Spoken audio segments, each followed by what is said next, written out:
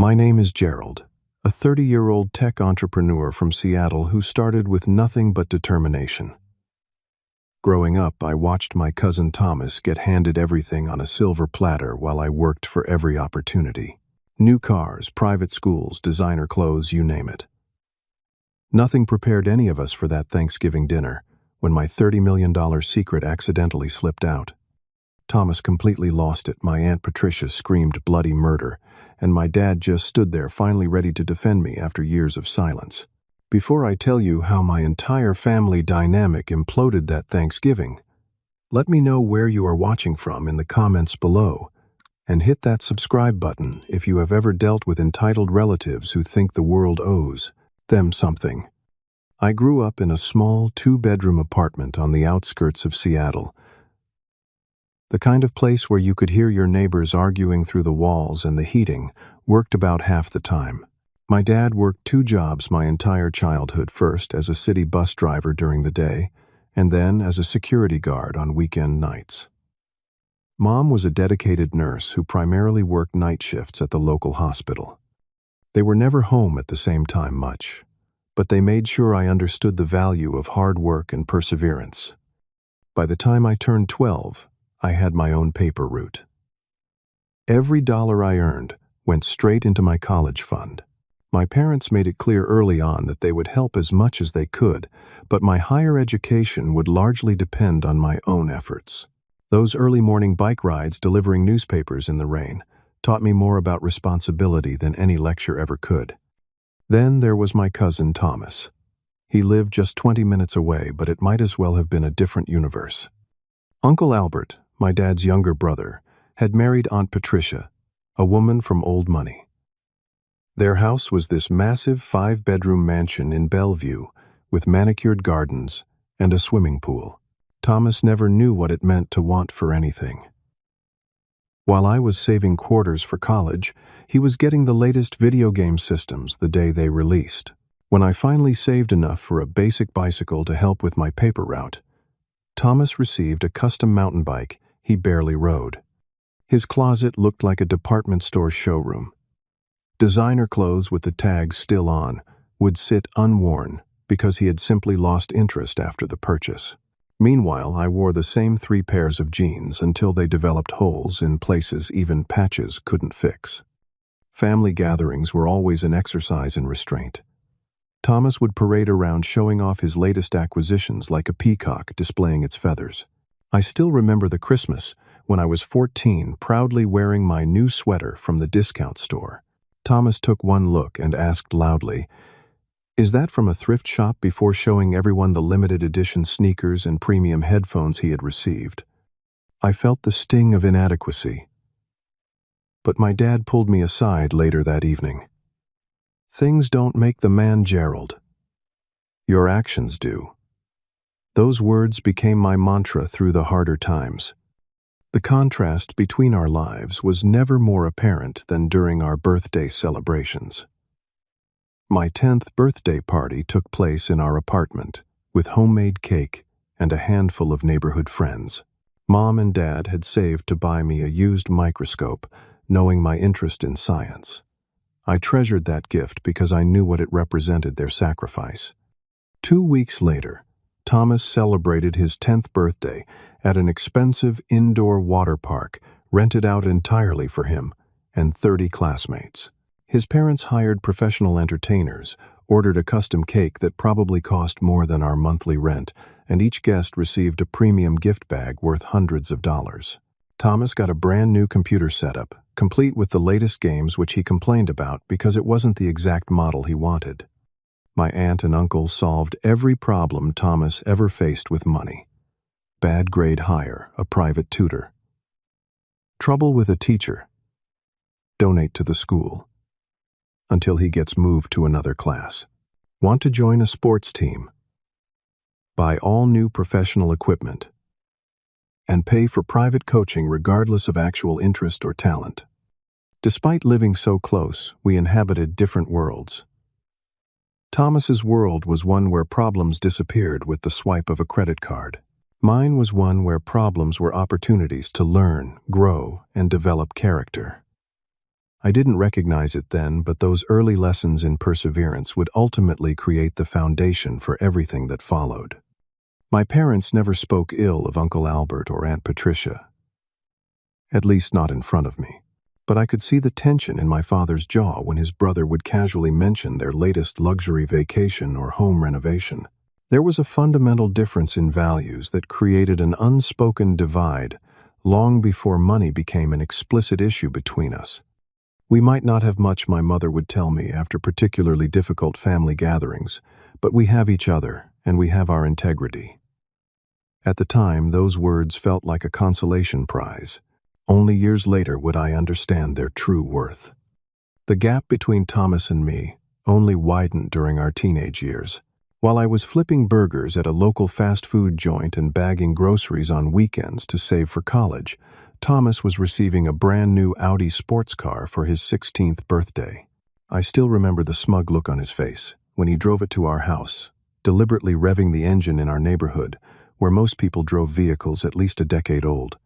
"You should see how fast it goes," he bragged, tossing the keys between his hands. 0 to 60 in under 5 seconds.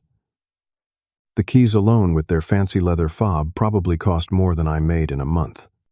Education became another stark contrast in our parallel lives. I attended the local public high school, where overcrowded classrooms and outdated textbooks were the norm.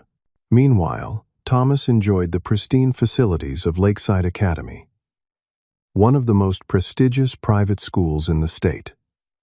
With its Olympic-sized swimming pool, state-of-the-art science labs, and student-to-teacher ratio of 12 to 1. Despite these disadvantages, I threw myself into learning everything I could about computers and programming. Our school had a small computer lab with machines donated by local businesses years past their prime, but they worked well enough for me to start coding. I joined a community program at the local library that offered free basic coding workshops on Saturday mornings, often taking the bus an hour each way to attend. Thomas, despite his educational advantages, barely maintained passing grades. His parents hired professional tutors at $200 per hour. Yet his academic performance remained mediocre at best. Rather than acknowledge his lack of effort, he blamed his teachers for not understanding his learning style or being out to get him. His parents always took his side, often complaining to school administrators when a teacher dared to give their precious son anything less than a B. The summer before junior year, I worked double shifts at the grocery store to save enough money for a second-hand laptop. Nothing fancy, just functional enough to practice coding and work on small projects. When I finally brought it home after weeks of saving, I felt like I had won the lottery. That weekend, our families gathered for Uncle Albert's birthday, and I made the mistake of mentioning my new purchase. "You got a used laptop," Thomas snickered, pulling out his ultra-thin top-of-the-line MacBook Pro. "This is what a real computer looks like. Your dinosaur probably can't even run basic programs without crashing." He proceeded to list all the technical specifications while I sat there, my enthusiasm deflating with each word. "My laptop does everything I need it to do," I replied quietly, trying to maintain my dignity. "Yeah, if all you need is dial-up internet and solitaire," he laughed, looking around for approval from the adults. Uncle Albert chuckled along with him. What Thomas never understood was that the limitations of my equipment pushed me to become more resourceful. I learned to write cleaner, more efficient code because I couldn't rely on raw processing power. I figured out how to maximize performance through optimization rather than throwing more expensive hardware at problems. By senior year, the difference in our work ethics became impossible to ignore. I spent hours applying for every scholarship opportunity available, wrote countless essays, and maintained a near-perfect GPA despite working 20 hours each week. Thomas half-heartedly applied to a few prestigious universities, counting on family connections and his father's alumni status rather than his own merits. When I received a partial scholarship to the state university, my parents took me out for dinner at Olive Garden, the fanciest restaurant we could afford to celebrate. Uncle Albert and Aunt Patricia barely acknowledged this achievement. instead throwing an extravagant party when Thomas received his acceptance letter to an Ivy League school where his grandfather had a building named after the family. "It's not like he earned it," my father muttered that night after a few glasses of wine. It was one of the only times I had ever heard him speak negatively about his brother's family. Mom quickly shushed him, but the truth had already escaped into the open air between us. As high school came to an end, the foundations of our adult selves were firmly established. I had developed resilience, work ethic, and resourcefulness through necessity. Thomas had learned that money could substitute for effort, that failure came with no consequences, and that privilege was something to be expected rather than appreciated. Neither of us could have predicted how drastically those foundations would shape our futures, or how dramatically our fortunes would eventually reverse. College only magnified the differences in our upbringings and approaches to life. I enrolled at Washington State University with my partial scholarship, covering about 40% of the tuition. For the remainder, I took out modest student loans and worked 25 hours a week at the campus IT help desk. My dorm room was tiny, shared with another scholarship student, and my diet consisted primarily of ramen noodles and whatever was on special at the dining hall. Meanwhile, Thomas attended Cornell University, with his parents covering the full tuition room and board in a luxury off-campus apartment, and a generous monthly allowance that exceeded what most graduates made in their first jobs. While I carefully budgeted every dollar, Thomas posted social media updates from exclusive clubs and weekend getaways with his equally privileged friends. I chose to major in computer science, throwing myself into learning with the same determination that had carried me through high school. Programming came naturally to me, and I found myself excelling in even the most challenging courses. By sophomore year, I was developing my first serious application, a simple budgeting tool designed specifically for college students like myself. Thomas predictably struggled to find direction. He changed his major 3 times in the first 2 years, from business administration to political science to communications. His social media showed more parties than classes, more hangovers than study sessions. When he received poor grades, Uncle Albert would make calls to discuss the situation with department heads. Thomas eventually settled on a communications degree primarily because it was, in his words, the easiest way to get the diploma my parents won't shut up about. 6 years and countless parental donations later, Thomas finally graduated with a mediocre GPA. My family flew out for a weekend to attend his graduation, an expense that strained their budget but that my father insisted on for family. I had completed my degree 2 years earlier, finishing in 4 years despite working throughout. After graduation, I landed an entry-level position at a mid-sized tech company in Seattle. The salary wasn't impressive, but it offered valuable experience, and more importantly, access to mentors in the industry. I rented a small studio apartment with barely functioning appliances and continued living frugally, setting aside 30% of each paycheck toward my dream of eventually launching my own startup. Thomas, through his father's connections, walked straight into a marketing position at a prestigious firm where Uncle Albert's golf buddy served as executive vice president. Within weeks, his social media was filled with complaints about having to work 40-hour weeks and the unfairness of his 6-figure starting salary. When he was assigned basic tasks typical for any new employee, he considered it beneath him.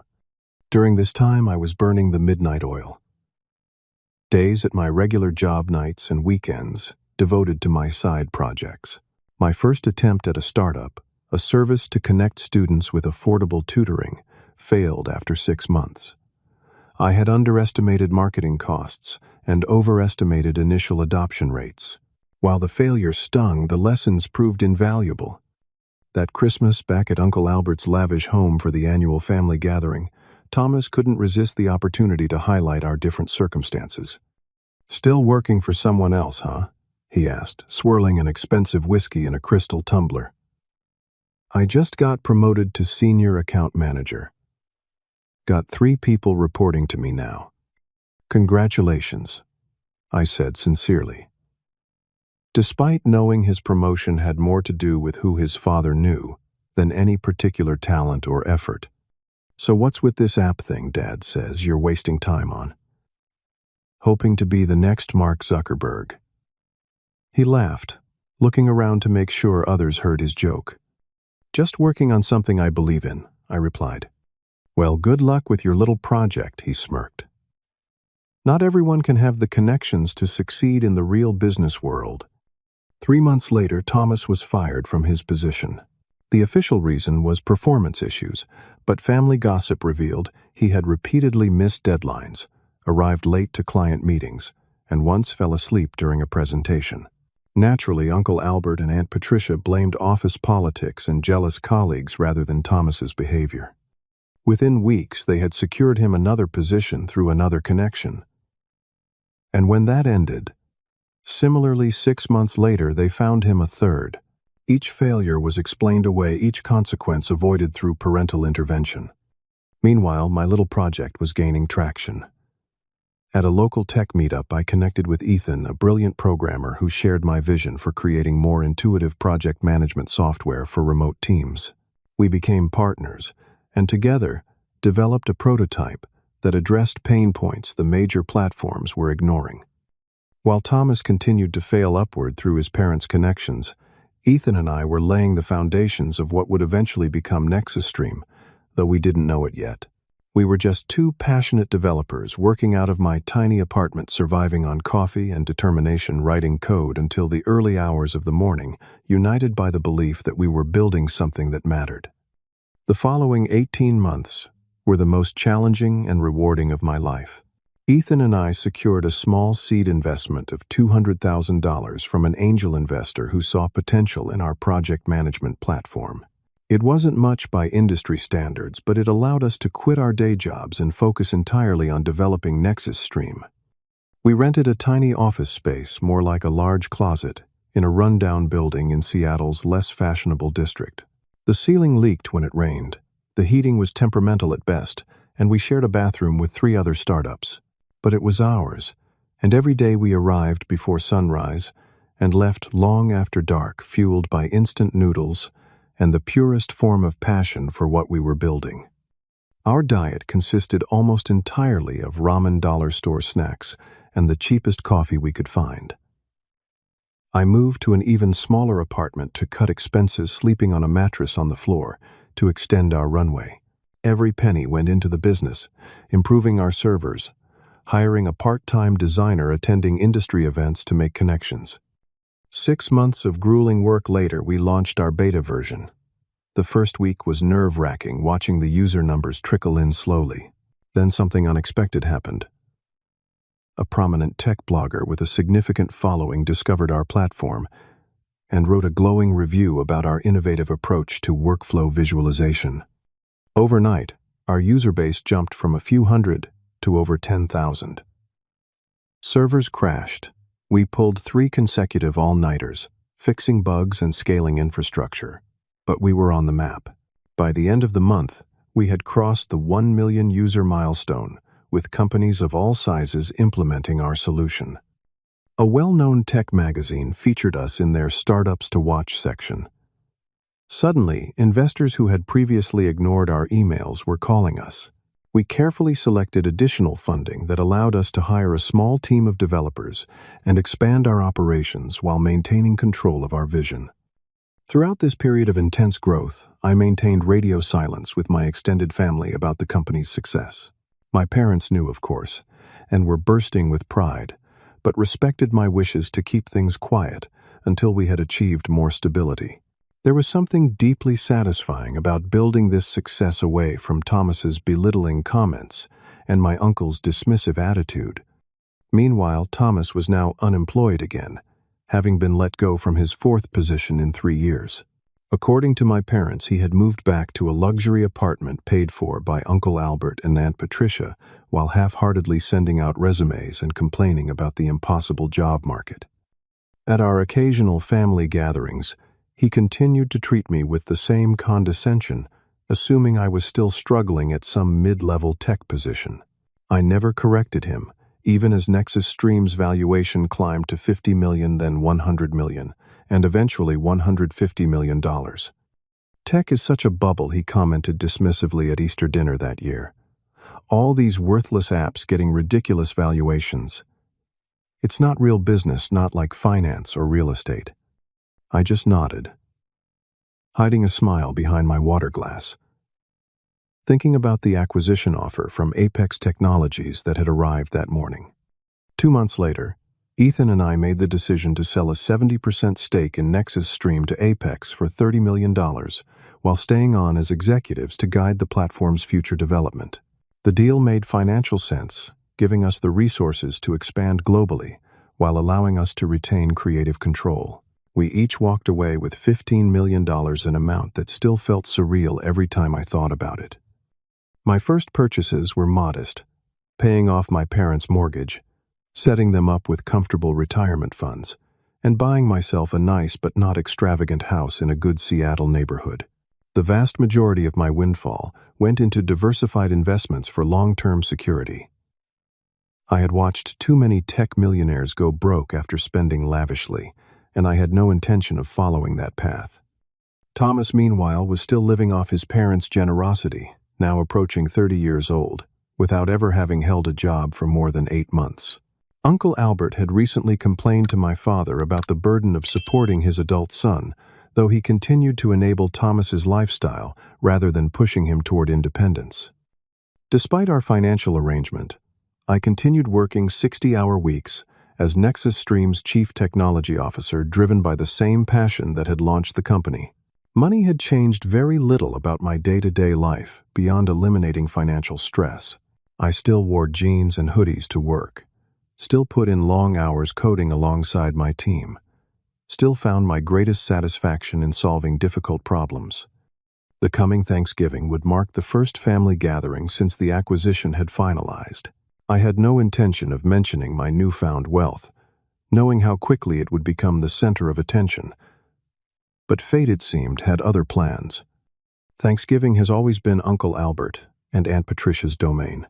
Their sprawling colonial-style mansion with its professional chef's kitchen and formal dining room that seats 20 was the default gathering place for our extended family. This year was no different, though I approached the day with more apprehension than usual, knowing my financial situation had dramatically changed, while my relationship with Thomas remained tense at best. I arrived deliberately late to minimize interaction time, bringing an expensive bottle of wine, one of the few outward signs I allowed myself of my new circumstances. The house was already full of relatives mingling in the opulently decorated living room, crystal glasses in hand, admiring the professionally decorated Thanksgiving-themed centerpieces and arrangements. Thomas spotted me immediately, glass of bourbon already in hand at 3 p.m. He had gained weight since I'd last seen him. His designer clothes slightly strained across his midsection, his face fuller, but his eyes sharper with discontent. Well, if it isn't the coding genius, he called out loudly enough to draw attention. Slumming it with the family today instead of hanging with your tech bros. I forced a smile. Good to see you too, Thomas.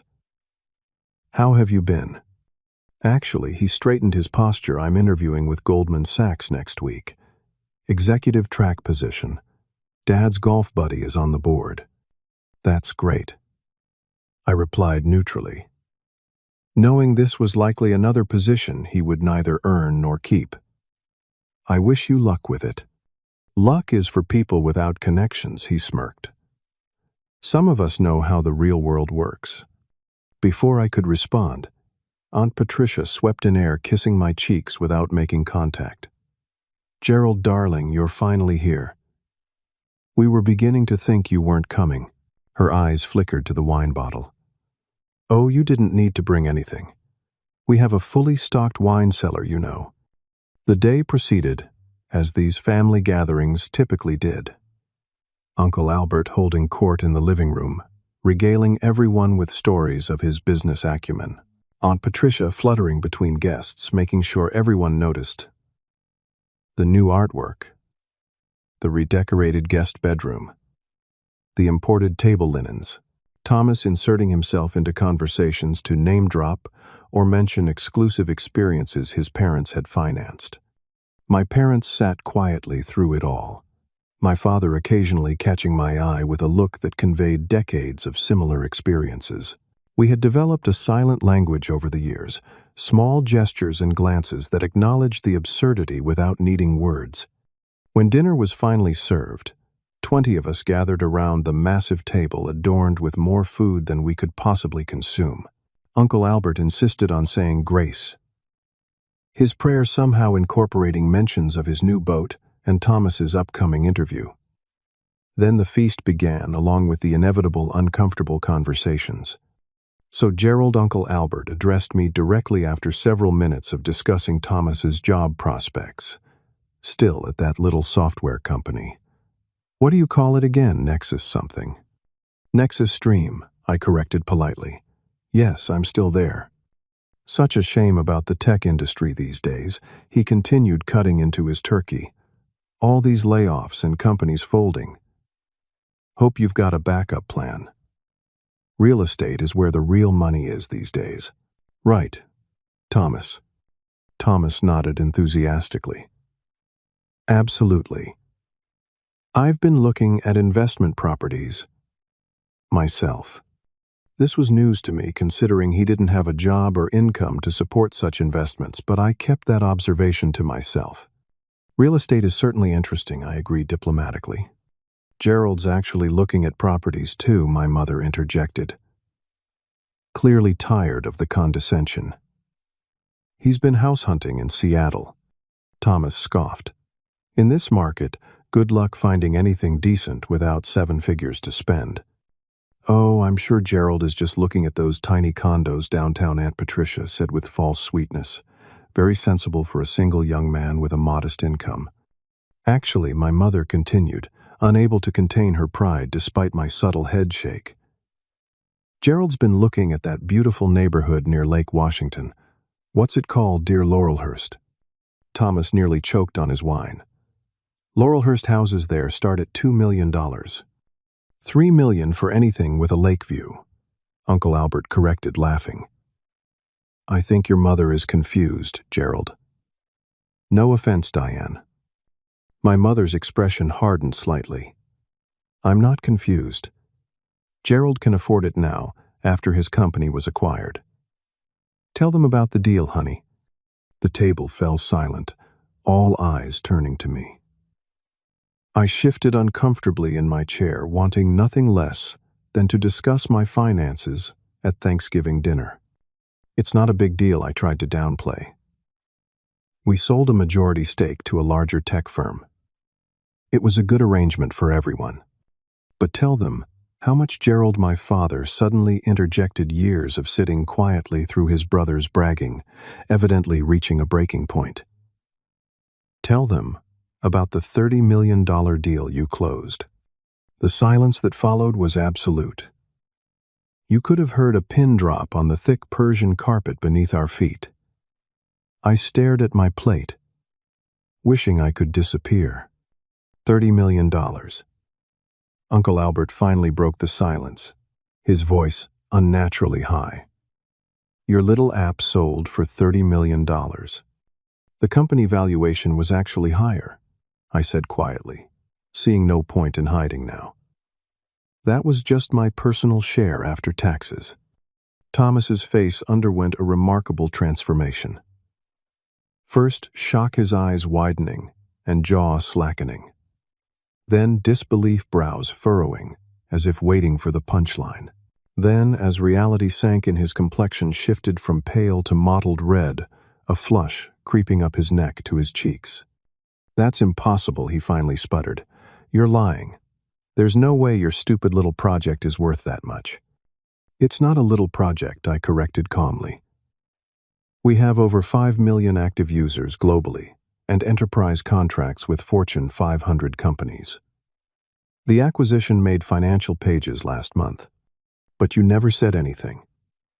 Aunt Patricia's voice rose shrilly. You let us go on thinking. All this time. She gestured vaguely with manicured hands. I don't generally discuss my finances at family gatherings, I replied. It didn't seem relevant. Thomas abruptly stood his chair, scraping loudly across the hardwood floor. This is bullshit. You're making this up to show off. Thomas' Aunt Patricia admonished, though her own voice was trembling. No, Mom. He comes in here trying to one-up everyone with some made-up story about millions of dollars. When we all know he's been struggling with his pathetic coding job for years. It's ridiculous. I remained calm. I'm not trying to one-up anyone, Thomas. I didn't even want to discuss this tonight. I'm still the same person I've always been. The same person. Thomas's voice escalated to a near shout. You're sitting there pretending you're worth $30 million. You're nothing but a liar and a show-off. Uncle Albert finally intervened. Thomas, control yourself. Though I must say, Gerald, this does seem rather far-fetched. If you've had this kind of success, why would you keep it from family? Before I could answer, Thomas continued his tirade. Because he's full of crap. There's no way he has that kind of money. No way. I've been working my ass off trying to build a career with real companies while he's been playing with his computer, and now he wants us to. I believe he's some tech millionaire. It's pathetic. The irony of Thomas claiming to have worked hard was not lost on anyone at the table, but tensions were too high for anyone to point it out. It's public information, I said quietly. The Apex Technologies acquisition of Nexus Stream. You can Google it if you don't believe me. Uncle Albert immediately pulled out his phone, fingers tapping frantically. His expression shifted as he read, eyes widening slightly before his face, settled into a strange combination of shock and calculation. It's true, he confirmed, looking up from his screen. Apex acquired majority ownership of Nexus Stream for a substantial amount. Gerald is listed as co-founder and current CTO. Thomas stared at his father in disbelief, then back at me, his face contorting with rage. This is bullshit, he screamed, slamming his hand on the table hard enough to make the crystal glasses jump. You don't deserve that. You didn't earn that. You just got lucky while I've been working connections and paying dues. Thomas, please. Aunt Patricia reached for his arm, but he shook her off violently. No, this is so unfair. I'm the one who went to Cornell. I'm the one from a business family. He's nobody. His parents are nobodies. My father stood up, then napkin thrown onto his plate. That's enough. Oh, now you have something to say, Thomas sneered. Now that your son claims to be rich. My son has always had my respect because he earned it through hard work and character, my father said. Voice low but intense. Something you wouldn't understand, Thomas. Aunt Patricia shrieked at this direct attack on her son. How dare you speak to my boy that way in our home?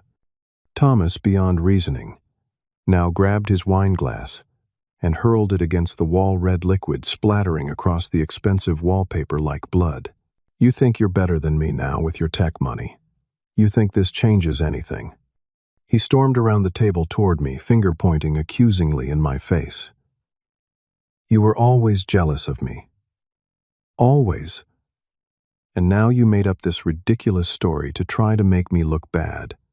I didn't make up anything. I remained seated, refusing to match his energy. And this isn't about you, Thomas.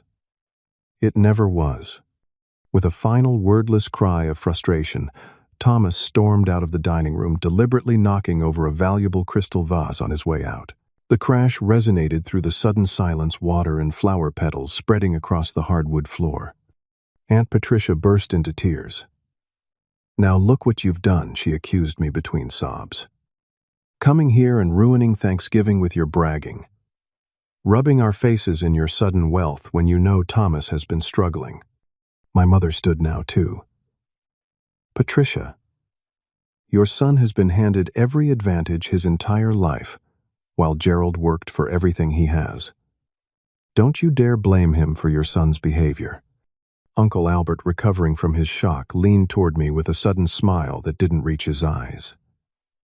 Gerald, my boy, you should have told me about this venture of yours. Family supports family in business, you know. Perhaps we should discuss some potential investments I've been considering. The naked opportunism was so transparent it was almost comical. Less than 5 minutes ago, he had been belittling my career, and now he was angling for access to my finances. My father put a hand on my shoulder.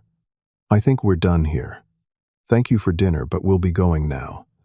As we stood to leave, the remaining family members watched in stunned silence. Some looked embarrassed.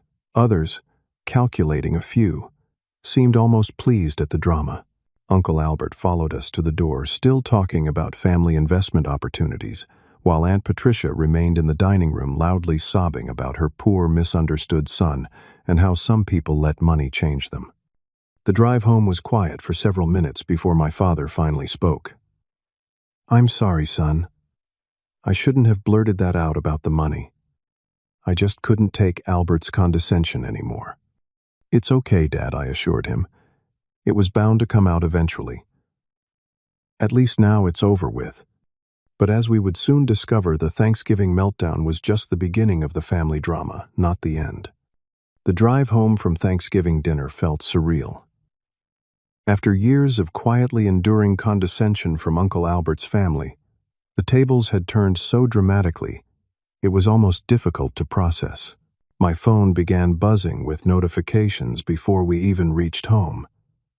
Various family members reaching out, suddenly interested in reconnecting with their successful relative.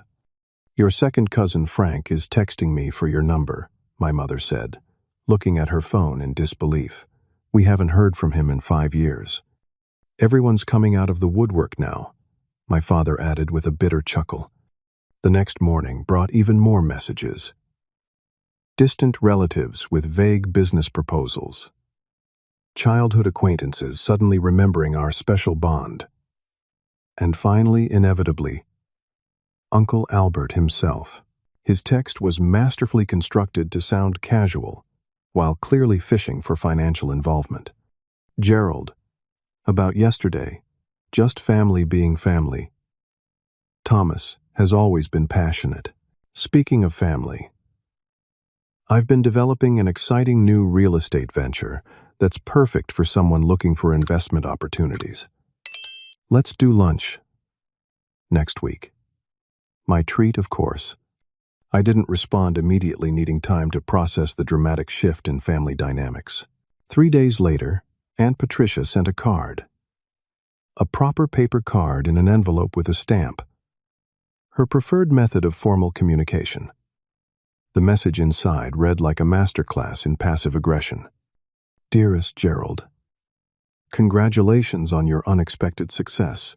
While we were certainly surprised by the manner in which you chose to reveal your news at our Thanksgiving dinner, family must support family through all life's changes.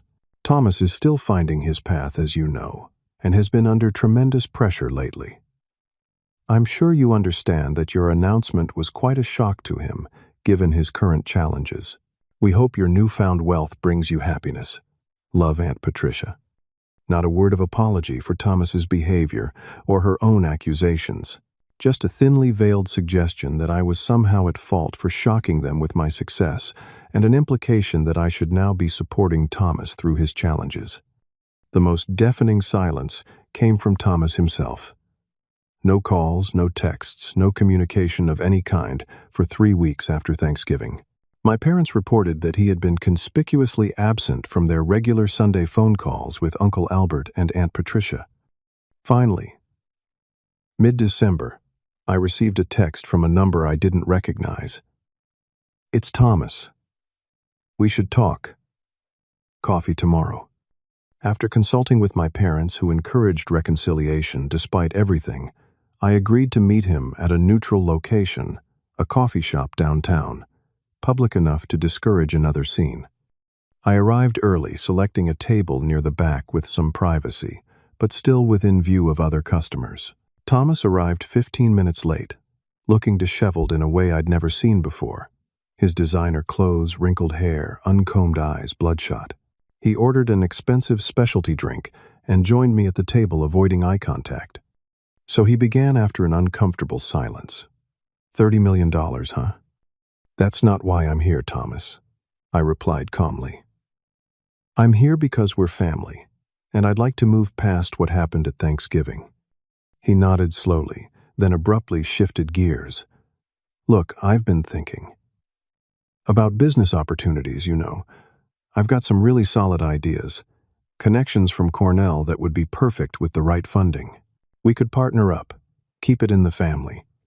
My heart sank. This wasn't reconciliation. It was another attempt to access my wealth. I'm not looking for new investment opportunities right now, I said carefully. I have financial advisors handling that side of things. His expression darkened. So that's how it is. Too good for family now that you've got money. That's not what I said. But I'm not handing out loans, Thomas. That's not going to help either of us. Loan? He scoffed. I'm talking about a partnership. Equal partners. Then, seeing my skeptical expression, he added, Fine. Maybe not equal at first. But I bring valuable skills to the table. My business degree. My network. Thomas. I interrupted gently. When was the last time you held a job for more than 6 months? His face flushed with anger. That's a low blow. You know the job market is impossible right now. It's not a blow. It's a genuine question. If you want to build something, it starts with consistency and follow through. I'd be happy to help you develop those skills, maybe connect you with entry-level positions where you could learn the business from the ground up. Entry-level, he practically spat the words. I'm not some college kid. I have an Ivy League degree. I deserve better than fetching coffee and answering phones. Everyone starts somewhere, I said. I answered help desk calls for years before starting my company. That's different, he dismissed with a wave of his hand. Look, if you're not interested in a real partnership, how about a family loan?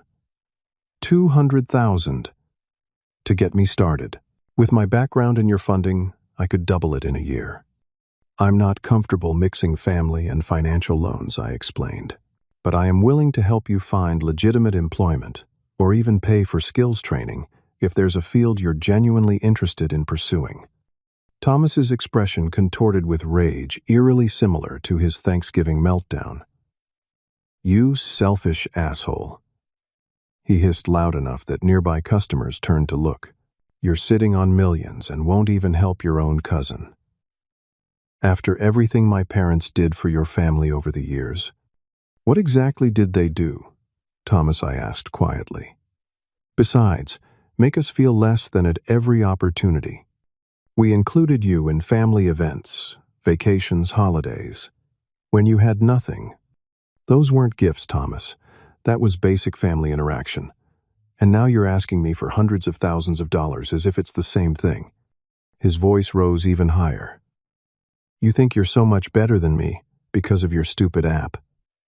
You got lucky. That's all. One lucky break. While I've been working my ass off. The barista looked over nervously as Thomas's voice echoed through the coffee shop. I kept my voice deliberately calm and low. This conversation isn't productive. I think we should continue it another time when emotions aren't so high. There won't be another time, Thomas stood abruptly, knocking his chair backward. You've made it perfectly clear where family stands with you now that you're rich. Mom and Dad were right. You're just showing off, lording it over everyone. Well, guess what? Money doesn't make you a better person. It just makes you a bigger jerk. With that parting shot, he stormed out, leaving his half-finished $8 latte on the table, and me, with the uncomfortable attention of everyone in the coffee shop. Over the next few months, the family fractured along predictable lines. Uncle Albert and Aunt Patricia told anyone who would listen that I had become unbearably arrogant since stumbling into money. Thomas apparently spread rumors about how I had stolen ideas from my company and just got lucky with the timing. Meanwhile, extended family members I barely knew continued reaching out with investment opportunities and business proposals, each more transparent than the last. One second, cousin even sent a GoFundMe link for her daughter's ballet lessons with a note saying, "Since you're so blessed now, spreading the wealth would be the right thing to do." The situation had a profound effect on my parents, who found themselves caught between loyalty to me and the extended family connections they'd maintained for decades.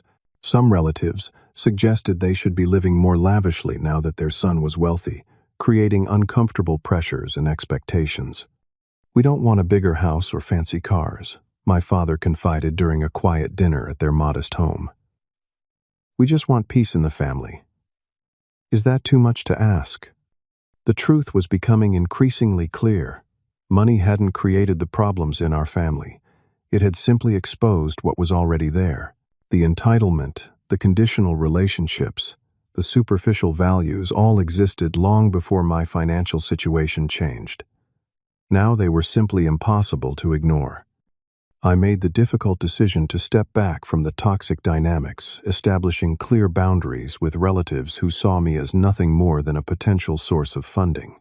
I focused instead on building meaningful relationships with friends and colleagues who valued me for who I was, not what I had. As months passed, I heard through my parents that Thomas was still struggling. His parents had finally stopped paying his rent, forcing him to move back to their house at 30 years old. Uncle Albert's business was reportedly facing difficulties too, though he maintained the facade of success at the few family functions I no longer attended.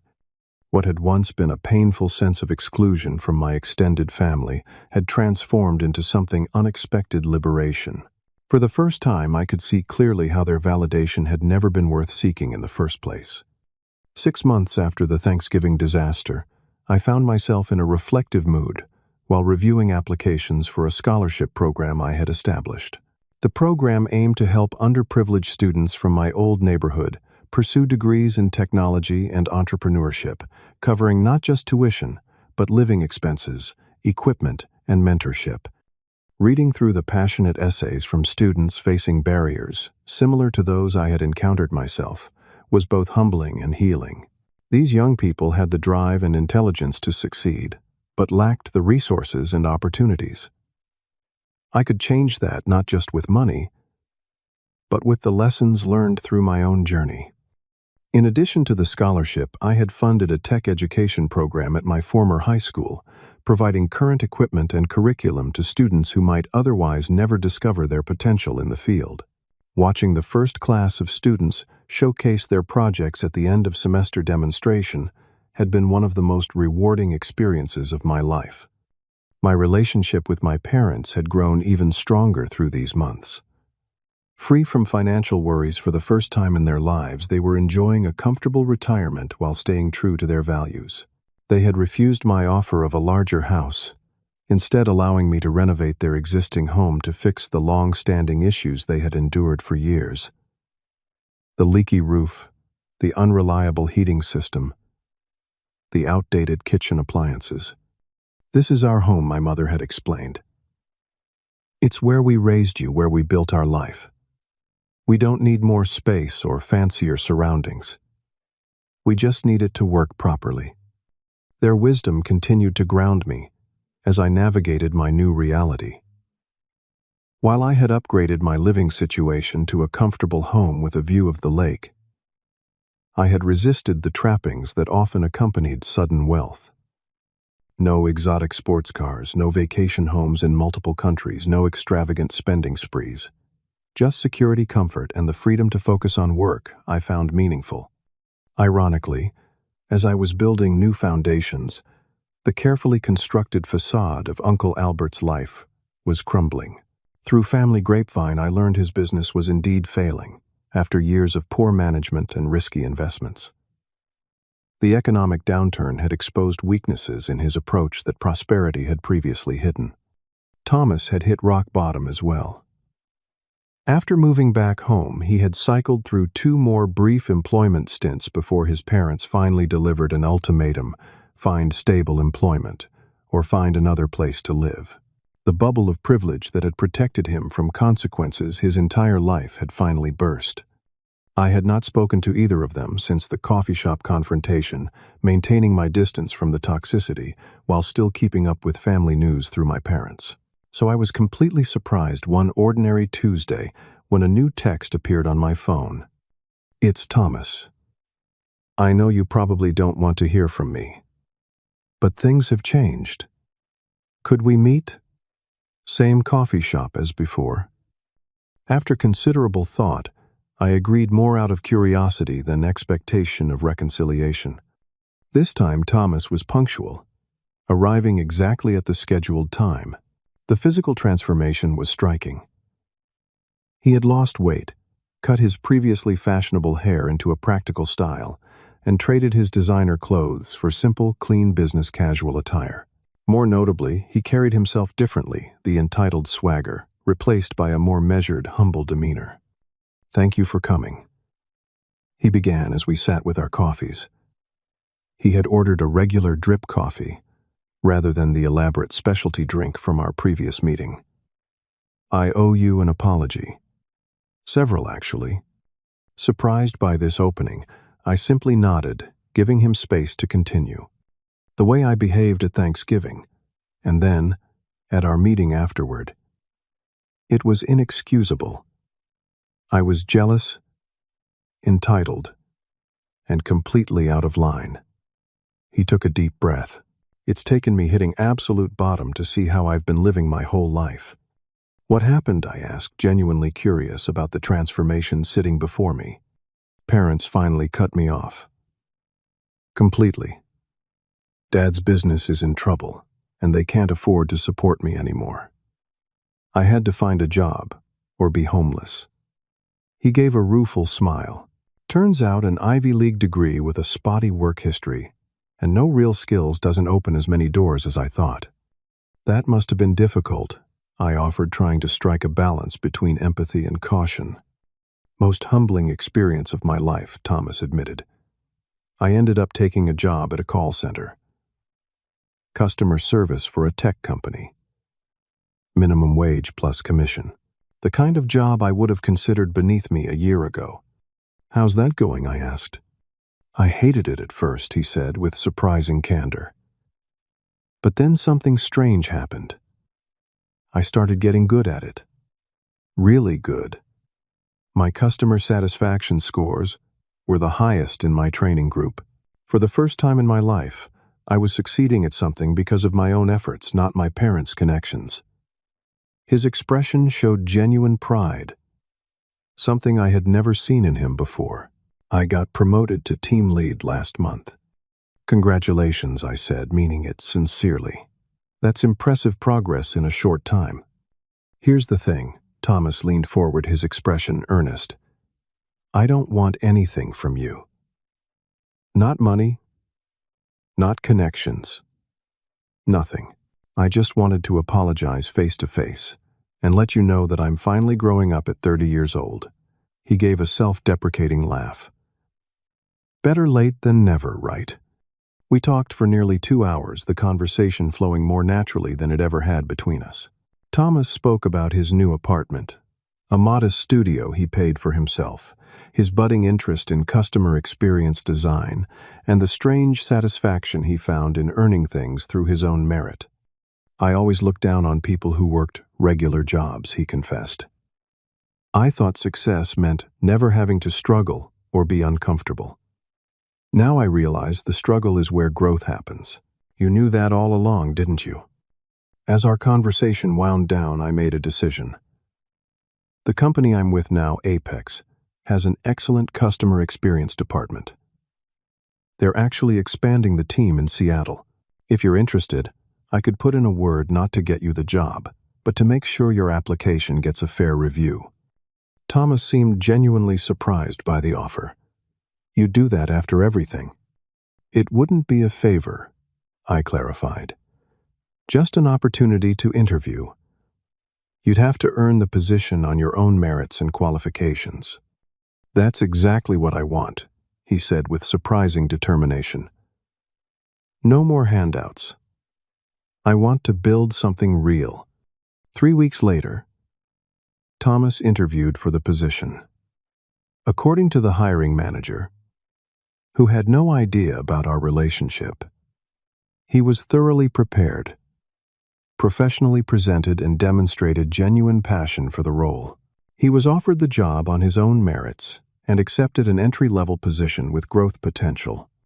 Over the following months, our relationship slowly rebuilt on new, healthier foundations. Thomas threw himself into learning his role, often asking for advice about professional development rather than shortcuts. Uncle Albert and Aunt Patricia remained distant, still nursing wounded pride. But Thomas and I established a relationship independent of our parents' dynamics. A year after the Thanksgiving meltdown, I hosted a smaller, more intimate Thanksgiving gathering at my home. My parents were there along with Thomas and a few close friends who had become like family. The contrast to previous years couldn't have been more striking. Comfortable, instead of ostentatious, genuine conversation, instead of status posturing, gratitude, instead of competition. As we sat around the table sharing what we were thankful for, Thomas surprised everyone with his heartfelt words. I'm thankful for failure, for losing everything I thought I needed, because it helped me find what I actually needed: a purpose, self-respect, and authentic relationships. Later that evening, as the gathering wound down, Thomas and I stood on my deck overlooking the lake. You know what the crazy thing is, he reflected. A year ago, I would have been consumed with jealousy standing here looking at your view, knowing what you have. Now, I just feel happy for you. Proud even. You built something meaningful. I hope to do the same someday, in my own way. You already are, I told him. Building a life with integrity is the most valuable thing any of us can do. The journey from that disastrous Thanksgiving to this moment of genuine connection had taught me the most profound lesson of all. Success isn't measured by the millions in your account, but by your character, work ethic, and how you treat others when no one is handing you anything. Money doesn't create character. It reveals it. And adversity doesn't break character. It builds it.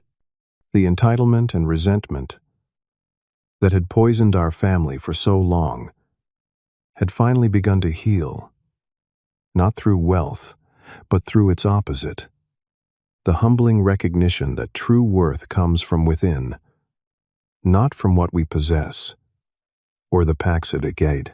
Advantages were given. As I look back on everything that happened, I realized that both Thomas and I needed to learn important lessons. His lesson was about the value of earning his way rather than expecting things to be handed to him. My lesson was about maintaining compassion and perspective, even when it would have been easy to become bitter or arrogant. Has something similar ever happened in your family? Have you witnessed how money can change relationships for better or worse? Share your stories in the comments below. And if this tale of family drama, humbling revelations, and eventual reconciliation resonated with you, please hit that like button and subscribe to hear more real-life stories about the complicated dynamics of family success and personal success. Growth. Thank you for listening. And remember, success is what you build, not what you're given.